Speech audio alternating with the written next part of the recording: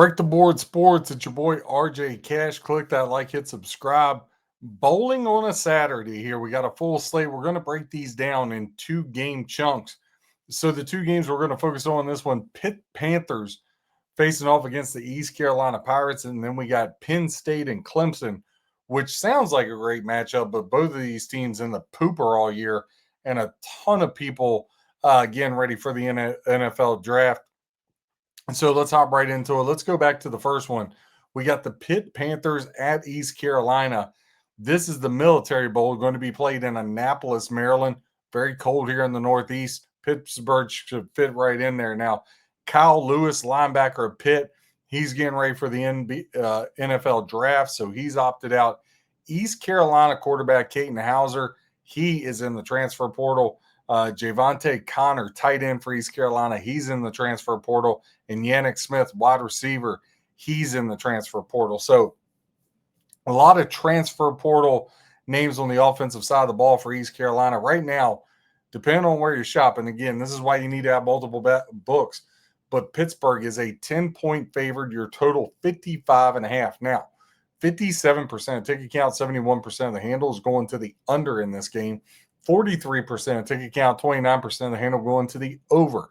Pitt, overwhelming amount of love. 73% ticket count, 86% of the handle.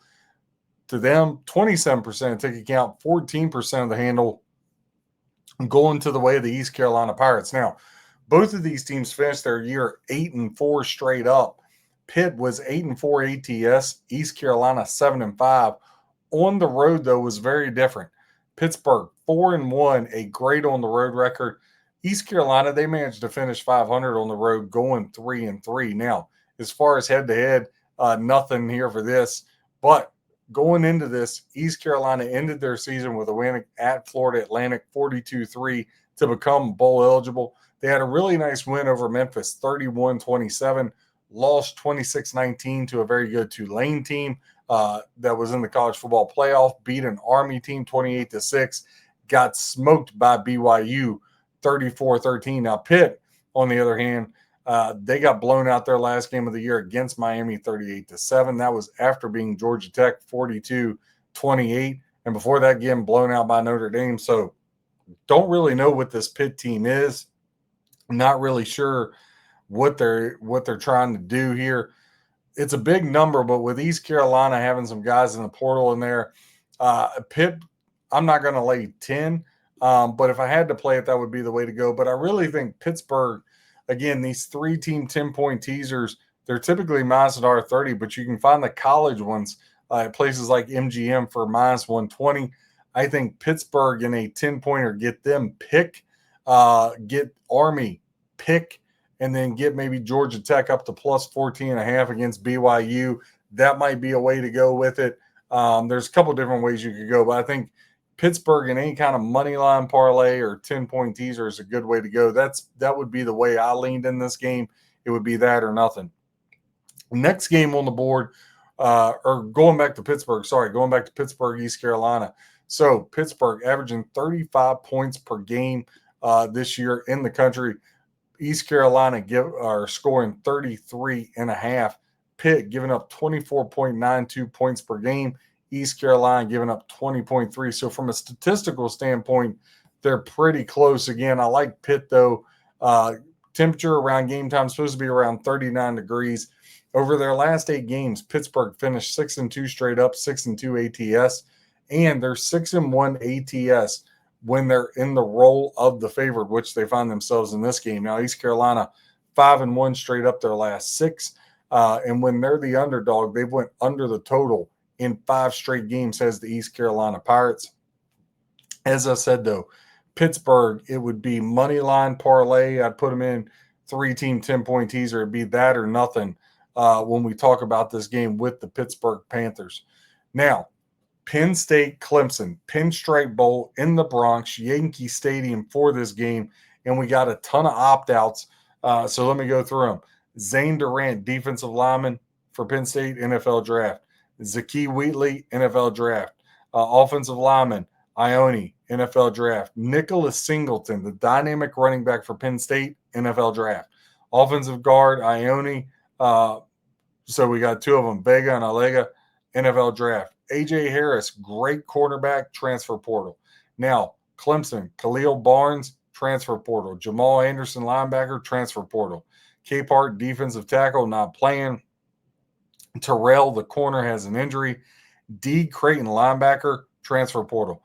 Peter Woods, defensive tackle, NFL draft. Wide receiver Antonio Williams, going to be a nice pickup for somebody in the draft. He's getting ready for that. TJ Parker, edge rusher, he's getting ready for the NFL draft as well. So Clemson's missing a lot. Penn State's missing a lot here in the Bronx and New York. Now, Clemson is a 3-point favorite, 48.5 is the total. Penn State, they were able to name their head coach. They got that squared away. Now it's about retooling and see if Matt Campbell can get this thing going. He won't coach the bowl game, obviously. Dabo and Klubnik, though, will be back for this one. And you got to wonder, Clemson, you would think they would want to put on a good show. Now, both of these teams, just a disappointing season, everything in disarray. But Clemson laying 3, 48.5 is the total. Now, the ticket count and the handle, exactly 50-50 when you talk about the total in this one. So I can't give you nothing there. But Clemson laying 3 is getting 52% of ticket count, 83% of the handle. Penn State, 48% of ticket count, 17% of the handle for them.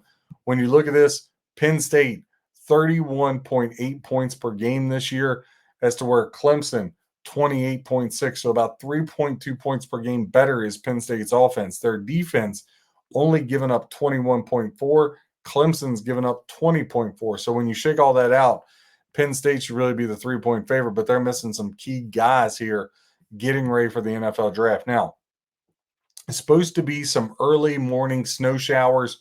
We'll see how that goes. Again, we're about 3 days off from this. 31 degrees at game time. Penn State, 4-9 ATS their last 13 games, 3-6 straight up their last 9. They are 6-1 straight up, though, their last 7 versus ACC opponents. The month of December, they've been good, but that you can't really count. Right now, they're just a disarray program.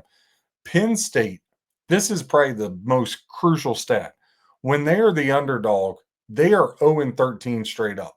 So that means they beat up on lowly teams and they lose when they play good teams. And I'm not even saying Clemson's a really good team, but they're a better program than other people in the Big Ten, like your Minnesotas, Michigan States of the world. Now, Clemson, they've had their struggles, obviously.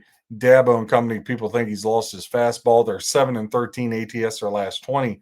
However, they finished on a higher note. 4-1 straight up their last 5. They are 18-2 in the month of December.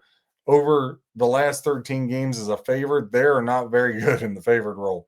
3-10 ATS is the Clemson Tigers. So listen, they have their issues too. When I look at this game, again, I think maybe you lay the 3 with Clemson. I didn't like anything in the Pittsburgh game whatsoever, but I will say this.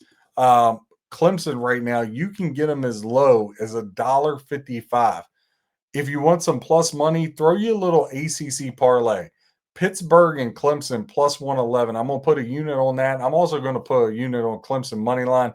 I think Dabo shows his fastball. I like Clemson. It's over at FanDuel, minus $1.55. I'm going to lock that in. I'm going to back the Clemson Tigers. RJ Cash, Break the Board Sports, giving you stats, trends, and information to help you with your handicap. Whether you fade or fall, I hope you win your bet. Merry Christmas, God bless, and happy handicapping.